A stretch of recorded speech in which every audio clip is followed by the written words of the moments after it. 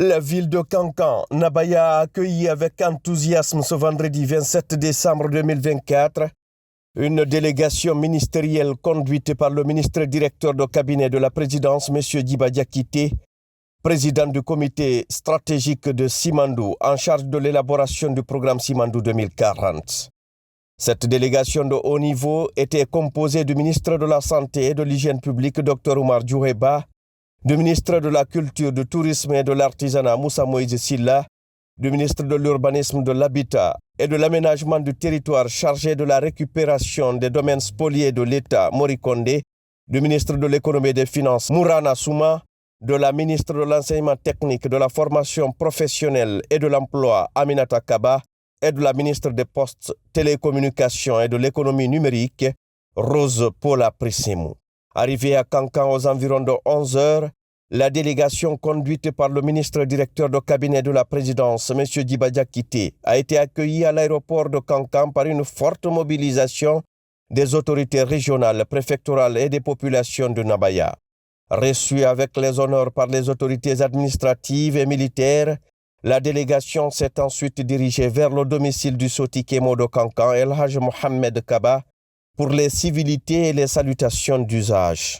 Transmettant les salutations du chef de l'État, le général Mamadi Doumbouya, à cette éminente autorité coutumière, le ministre Djiba Diakité, par la voix du ministre Mori Kondé, a présenté au Soti Kémo le but de la visite et la raison pour laquelle le général Mamadi Doumbouya a décidé de bâtir des infrastructures sanitaires à travers le pays en général et pour la ville de Kankan en particulier. Le Soti Kémo, entouré de la notabilité et des sages, a remercié le chef de l'État pour avoir doté les populations de Nabaya d'infrastructures sanitaires adéquates. Il a imploré la grâce divine pour la paix, la cohésion sociale et la réussite du chef de l'État dans sa mission salvatrice de refondation de l'État.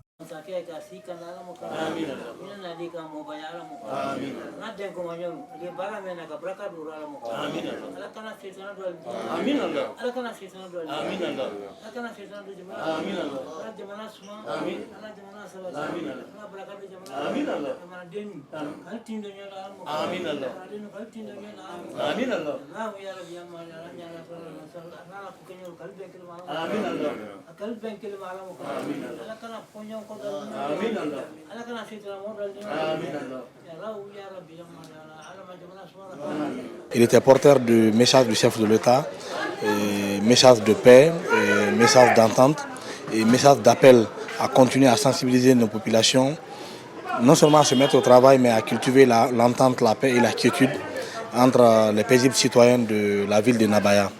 Également, le ministre directeur de cabinet était porteur d'un message au sas de Kankan en ce qui concerne la mise en service de la centrale à gaz de l'hôpital régional de Kankan, mais également du centre de santé amélioré de la commune rurale de Balandougou, 6 à Sanfina.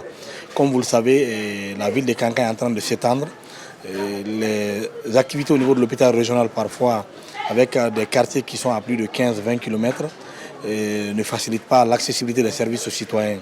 Et comme vous le savez, le chef de l'État a pris l'engagement de fournir des services sociaux de base de qualité, à savoir surtout dans le domaine de la santé.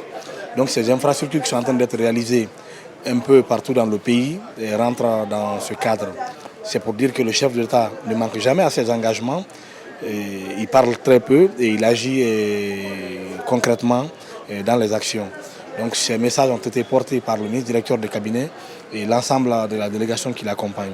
Par la suite, le ministre Djiba Diakité, en compagnie du ministre de la Santé et de la forte délégation ministérielle, a procédé à l'inauguration de la centrale à oxygène médical de l'hôpital régional de Kankan, qui dispose d'une capacité de ravitaillement pour toute la région administrative de Kankan. La réalisation de cette infrastructure sanitaire s'aligne parfaitement avec la vision Simandou 2040 dans son 5e pilier, santé et bien-être. Nous avons aujourd'hui une centrale qui nous produit de l'oxygène médical. À un moment donné, on n'avait pas d'oxygène médical, on n'avait pas de centrale. Donc tous les patients qui étaient dans le besoin, soit par miracle ils s'en sortaient, soit on les perdait. Et aujourd'hui, on a cette centrale-là qui produit de l'oxygène et la production pourra être utilisée pour les hôpitaux de la région, de toutes les préfectures de la région. Il y a même des véhicules qui permettent le transport des bouteilles d'oxygène. Et pour ce qui est de l'hôpital régional, l'oxygène est produit et puis acheminé jusqu'au lit du patient. C'est ça aussi la particularité, et c'est de l'oxygène pur. Vous savez bien qu'au temps de Covid, ce qui s'est passé, on avait des problèmes par rapport à l'oxygène. C'était même pas seulement quand on fait un accident ou quand on fait un AVC, etc.